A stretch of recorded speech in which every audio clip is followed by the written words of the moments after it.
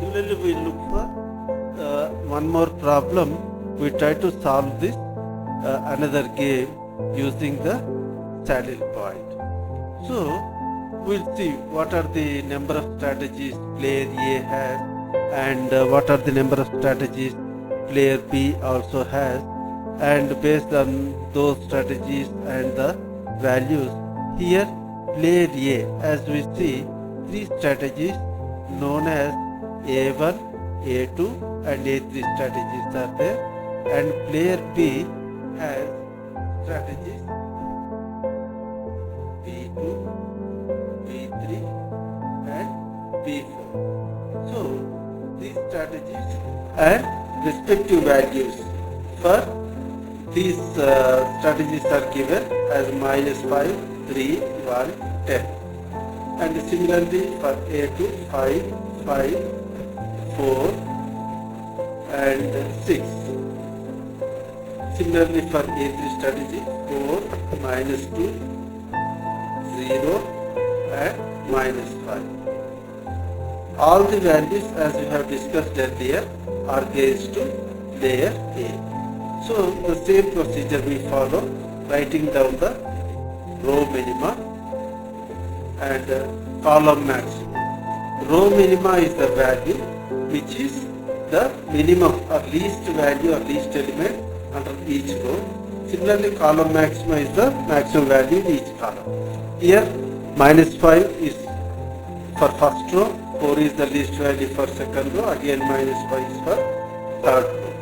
Under column maxima, 5 is for first column, again 5 for second column and 4 for third column and 10 for fourth column. So in this case, 4 should be marked with box because that is the maximum value or maximizing the minimum gain. So similarly for column maxima, it is the minimum value should be marked with circle which we call minimax. So both of them are meeting at point 4.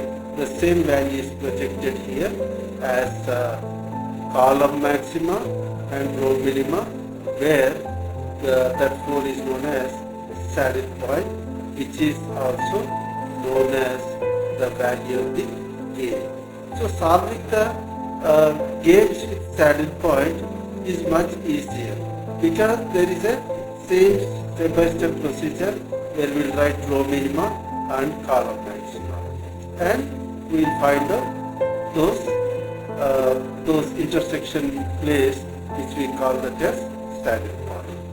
And now we try to see the games without saddle point.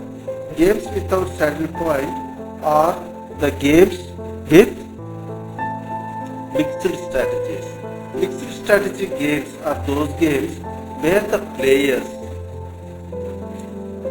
will not necessarily follow same strategy irrespective of the strategies played by the opponent. That is the reason they keep on changing the strategies. Even in the business also we see the competitors, based upon the competitors' actions, these people, the companies, businesses will change their strategies. So these kind of strategies are known as mixed game strategies. So here player A has some strategies, player B have some strategies. So in mixed strategy games, it is not possible to find a saddle point. So they follow another procedure. Of course, first of all, we should check for every game whether there is a saddle point that exists or not. We have to check. If that doesn't exist, then we go to solve the problem further using mixed strategy games. In that case, what we try to do is we use a strategy or a procedure known as the rule of dominance. The rule of dominance is a rule which will eliminate the which will eliminate the rows and columns depending upon situation. What is the situation? When player A examines his strategies, comparing with other strategies. For example, if A has A1, A2, A3, A4, likewise, then he will compare A1 with A2, A1 with A3, A1 with A4, likewise, A2 with A1 or A2 with A3, A2 with A4, and A3 also with A4. Likewise, they compare. Similarly, player B also compares his strategies B1 with B2, B1 with B3, B1 with B4, B1 with B5. Likewise, they will compare and keep the strategies which are superior both in row side and as well as column wise. So if they are superior, they will keep those superior strategies and eliminate inferior strategies. Here in the problem, if you see, A has 4 strategies, A1, A2, A3, A4. B1 has 5 strategies, B1, B2, B3, B4, B5. And the values in the table, as we already know, they are the gains to player A. And similarly, those values are losses to player B. So, when applying the rule of dominance, player A compares one row with each row, and if the other row is better compared to this, then that row will be superior. Or among the 2 rows, whichever is better, irrespective of the B strategies, that will be retained and the other strategy will be eliminated, which we call that as inferior strategy. Here, and similarly B also will try to compare his strategies. That means any strategy which is inferior will be eliminated compared with other strategies. And now we check for saddle point. We'll see whether there is any saddle point exists. So row minima is -7 for first row, 2 for second row, -5 is for third row, again -5 for fourth row. So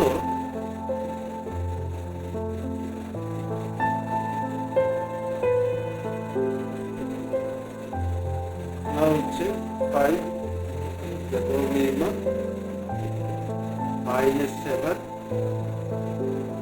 is for first row, 2 is for second row, -5 is for third row, 2 is for fourth row. So similarly in column maxima, the maximum values are written, which is known as column maxima, that is maximum loss for each strategy, 9, then 3, then 9, then 8, then 7. So in this, the maximin is 2, but whereas here the minimax with 3 is the minimax, so no saddle point exists. That means we need to solve this problem using the rule of dominance. So for using the rule of dominance, the basic thing is to compare each row, and whichever row is better, we'll keep that row, and better row is known as superior row or superior strategy, and whichever is inferior, that will be inferior strategy. So now we'll compare those rows, we'll write down those rows and find out whichever is better. So here, now we are going to apply the rule of dominance. We write down and compare. When we have to do this, we have to compare every corresponding element of each row should be compared. That means the same position row the element or value should be compared, and if they are equal or greater, then that row should be superior. So we compare and we compare the rows with other rows. Now we'll see how it works. To decide the superior row and inferior row, we have to identify. Similarly, columns also with other columns. We have to compare, and we should keep the columns which are superior. Actually, here in columns, the columns with lower values are superior columns. The columns with bigger values are inferior, because bigger values means bigger losses. That is the reason they are inferior. Also, we have to eliminate the inferior ones. Let us check. And superior strategies have to be retained, and inferior strategies have to be eliminated. So we'll check which are superior and which are inferior. Once we identify superior strategies, we are going to keep them, and the inferior ones we are going to eliminate. So here we write down and compare so that it becomes easier for us